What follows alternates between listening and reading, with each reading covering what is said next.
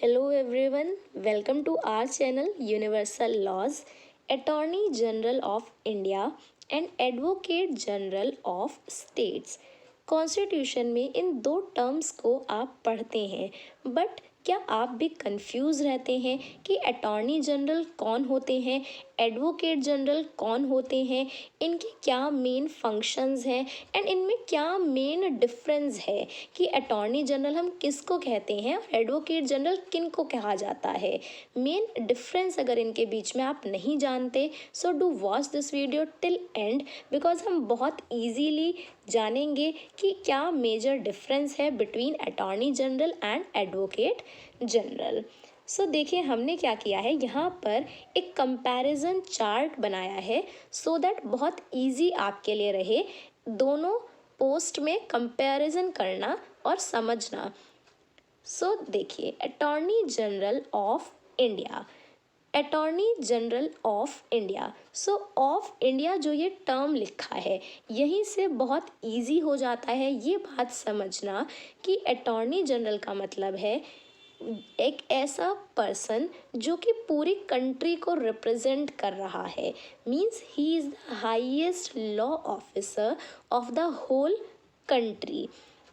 Where as जब हम बात करते हैं about advocate general of states, so advocate general जो हैं वो किसी भी स्टेट के, किसी पर्टिकुलर राज्य के हाईएस्ट लॉ ऑफिसर होते हैं। कि सपोज उत्तर प्रदेश एक स्टेट है, उत्तराखंड एक स्टेट है, तो जो भी ये डिफरेंट राज्य हैं इन सभी राज्यों में एक लॉ ऑफिसर होते हैं जो कि उस पूरे राज्य को रिप्रेजेंट करेंगे।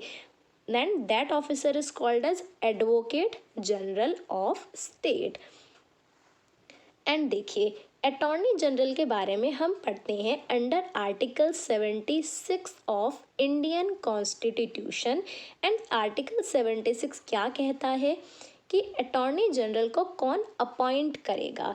सो प्रेसिडेंट ऑफ इंडिया अपॉइंट करेंगे किसी भी एक ऐसे पर्सन को as Attorney General of India who is qualified to be appointed as a judge of Supreme Court. Means यदि किसी भी पर्सन को अटॉर्नी जनरल के रूप में अपॉइंट किया जा रहा है तो उस पर्सन के अंदर क्या क्वालिफिकेशंस होनी चाहिए। वो पर्सन ऐसा होना चाहिए कि उसे सुप्रीम कोर्ट के जज के रूप में नियुक्त किया जा सकता हो। मीन्स उसके अंदर वह सभी क्वालिफिकेशंस होनी चाहिए जो कि एक सुप्रीम कोर्ट के जज के लिए ज़रूरी हैं। वेयर एज हम जब बात करते हैं about advocate general, so article 165 of constitution, यहाँ पर हमें देखने को मिलता है कि अटॉर्नी जनरल ऑफ इंडिया को अपॉइंट किया जाएगा by the governor of each state. हर एक राज्य के जो राज्यपाल हैं, जो गवर्नर हैं, वो अपॉइंट करते हैं advocate general for the state. हर एक राज्य के लिए एक अलग अलग एडवोकेट जनरल अपॉइंट किया जाता है बाय द गवर्नर। एंड कैसे पर्सन को अपॉइंट किया जाएगा as the advocate general, who is qualified to be appointed as a जज ऑफ हाई कोर्ट। मीन्स किसी भी पर्सन को एडवोकेट जनरल के रूप में अपॉइंट करने के लिए ये ज़रूरी है कि उस पर्सन के अंदर वो सभी क्वालिफ़िकेशंस हों जो कि एक हाई कोर्ट के जज के रूप में नियुक्त होने के लिए आवश्यक हैं। नेक्स्ट अब देखिए एक और क्वेश्चन आपके माइंड में आएगा रिगार्डिंग द ड्यूटीज़ कि अटॉर्नी जनरल ऑफ इंडिया और एडवोकेट जनरल को हम क्यों अपॉइंट कर रहे हैं, इनका मेन काम क्या है, क्यों इनको अपॉइंट किया जाता है। सो देखिए अटॉर्नी जनरल जो हैं, हमने जैसा कि देखा कि ये हाईएस्ट लॉ ऑफिसर होते हैं of the whole country and president के द्वारा इन्हें नियुक्त किया जाता है। सो अगर कोई भी एडवाइस चाहिए, अगर सेंट्रल गवर्नमेंट को कोई किसी भी लीगल मैटर से रिलेटेड किसी एडवाइस की ज़रूरत है या प्रेसिडेंट को कोई भी लीगल फंक्शंस असाइन करने हैं, तो वो फंक्शंस किसको असाइन किए जाएंगे, टू द अटॉर्नी जनरल।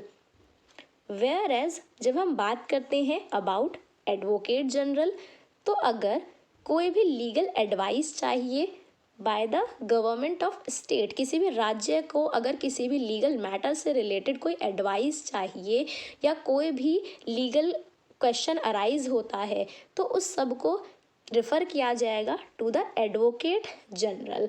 सो यहाँ पर देखिए बहुत क्लियर हो जाता है कि अटॉर्नी जनरल पूरे कंट्री को रिप्रेजेंट कर रहे हैं एंड उनको प्रेसिडेंट के द्वारा अपॉइंट किया जाता है। प्रेसिडेंट ही उन्हें ड्यूटीज़ असाइन करते हैं एंड प्लस देखिए उनके रेमुनरेशन से रिलेटेड अगर क्वेश्चन अराइज होता है, रेमुनरेशन बेसिकली उनकी क्या सैलरी रहेगी।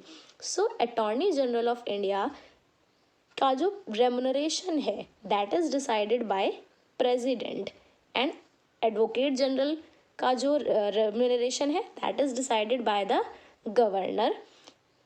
प्लस इनका ऑफिस में कब तक होल्ड रहेगा, क्या कोई पर्टिकुलर यहाँ पर टाइम पीरियड स्पेसिफाई किया गया है। फॉर एग्जांपल हम काफ़ी जगह पर देखते हैं कि इस पर्टिकुलर पोस्ट के लिए अपॉइंटमेंट किया जाएगा for a period of 5 years, इस तरह से लिखा है कॉन्स्टिट्यूशन में कई जगह। लेकिन याद रखें कि attorney general shall hold their office till the pleasure of president, means जब तक प्रेसिडेंट का प्लेजर है, जब तक प्रेसिडेंट चाहे तब तक अटॉर्नी जनरल उस पर्टिकुलर पोस्ट को होल्ड कर सकते हैं। सिमिलरली एडवोकेट जनरल के बारे में बताया गया है कि they can hold the office till the pleasure of governor, जब तक गवर्नर चाहे तब तक एडवोकेट जनरल के रूप में किसी पर्सन को अपॉइंट करके रखा जा सकता है। अगर अटॉर्नी जनरल अपनी पोस्ट से रिज़ाइन करना चाहते हैं तो वो रेजिग्नेशन किसको देंगे, प्रेसिडेंट को रेजिग्नेशन देंगे। एडवोकेट जनरल अपना रेजिग्नेशन किसको देंगे, गवर्नर को रेजिग्नेशन देंगे। देखिए ये भी बहुत सिंपल पॉइंट है कि क्योंकि इन्हें अपॉइंट किया गया था बाय द प्रेसिडेंट, इसीलिए ये अपना रेजिग्नेशन भी प्रेसिडेंट को दे रहे हैं, इसीलिए इनको जो ड्यूटीज़ असाइन की गई वो भी प्रेसिडेंट के द्वारा असाइन की गई और इसीलिए इनका रेमुनरेशन भी प्रेसिडेंट के द्वारा ही डिसाइड किया जा रहा है। वेरएज जब हम एडवोकेट जनरल के बारे में पढ़ते हैं तो एडवोकेट जनरल को अपॉइंट किया गया बाय द गवर्नर, इनको ड्यूटीज़ असाइन की गई बाय द गवर्नर, इनका जो रेमुनरेशन है वो भी डिसाइड किया जा रहा है बाय द गवर्नर और अगर ये अपना रेजिग्नेशन देना चाहते हैं तो रेजिग्नेशन भी ये गवर्नर को ही देंगे। ओके अब देखिए अटॉर्नी जनरल पूरी कंट्री का भार संभाल रहे हैं, पूरी कंट्री के लीगल मैटर्स को देख रहे हैं, तो क्या ये सारा काम अकेले ही कर सकते हैं, नहीं। इसीलिए अटॉर्नी जनरल को असिस्ट करने के लिए सॉलिसिटर जनरल भी होते हैं। सॉलिसिटर जनरल भी एक ऐसा टर्म है जो कि आपने रिपीटेडली सुना होगा, लेकिन कॉन्स्टिट्यूशन में हमें कहीं सॉलिसिटर जनरल के बारे में देखने को नहीं मिलता, स्पेसिफिकली कोई ऐसा आर्टिकल नहीं देखने को मिलता। तो याद रखें कि अटॉर्नी जनरल्स को असिस्ट करने के लिए, उनकी एक तरह से मदद करने के लिए सॉलिसिटर जनरल होते हैं एंड 4 एडिशनल सॉलिसिटर जनरल्स भी हो सकते हैं जो कि अटॉर्नी जनरल की सहायता करें। And where is advocate general को असिस्ट करने के लिए एडिशनल एडवोकेट जनरल्स होते हैं। ओके सो आई होप आपको क्लियरली ये समझ में आ रहा होगा एंड हम बहुत क्विकली अब रिवाइज करते हैं एक बार कि हमने क्या अभी तक पढ़ा। ओके देखिए आप ये स्क्रीनशॉट ले सकते हैं या फिर हमारे टेलीग्राम चैनल से भी ये PDF डाउनलोड कर सकते हैं।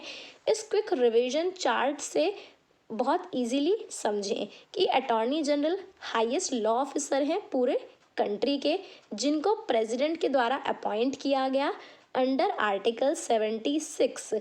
आर्टिकल 76 ही इनकी क्वालिफिकेशन के बारे में बात करता है कि अटॉर्नी जनरल के रूप में अपॉइंट होने के लिए बहुत ज़्यादा ज़रूरी है कि आपके अंदर वो सभी क्वालिफिकेशंस हों जो कि एज अ जज ऑफ सुप्रीम कोर्ट अपॉइंट होने के लिए ज़रूरी हैं।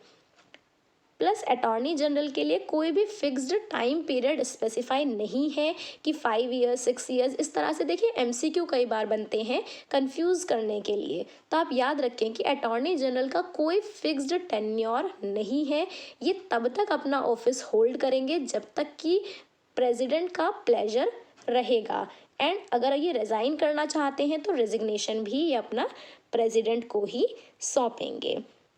वेयर एज हम बात करें एडवोकेट जनरल के बारे में, सो एडवोकेट जनरल ऑफ स्टेट्स जो कि किसी भी राज्य के हाईएस्ट लॉ ऑफिसर होते हैं, इन्हें गवर्नर के द्वारा अपॉइंट किया जाता है अंडर आर्टिकल 165। आर्टिकल 165 ही इनकी क्वालिफिकेशंस बताता है कि एज अ एडवोकेट जनरल यदि आप अपॉइंट होना चाहते हैं तो आपके अंदर वो सभी क्वालिफिकेशंस होनी चाहिए जो कि एक हाई कोर्ट के जज के रूप में अपॉइंट होने के लिए ज़रूरी है। ऑल्सो कोई फिक्स टेन्योर इनका भी नहीं है एंड ये अपना ऑफिस होल्ड करेंगे till the pleasure of governor. Resignation भी ये अपना गवर्नर को दे सकते हैं। सो आई होप आपको ये क्लियरली समझ में आया हो एंड अब आप कभी भी कंफ्यूज नहीं होंगे attorney general and advocate general in दो टर्म्स के बीच। सो अगर आपको ये वीडियो हेल्पफुल लगता है then do hit the like button, share this video with your friends, subscribe our channel because इसी तरह से हम वेरियस वीडियोस लाते रहेंगे आपके लिए। Do press the bell icon ताकि आपको सभी अपकमिंग वीडियोस के नोटिफिकेशन मिलते रहें। Also you can join us on Telegram जहाँ पर वेरियस नोट्स आपके लिए अवेलेबल हैं। You can also follow us on Instagram. Stay tuned with our channel. Thank you.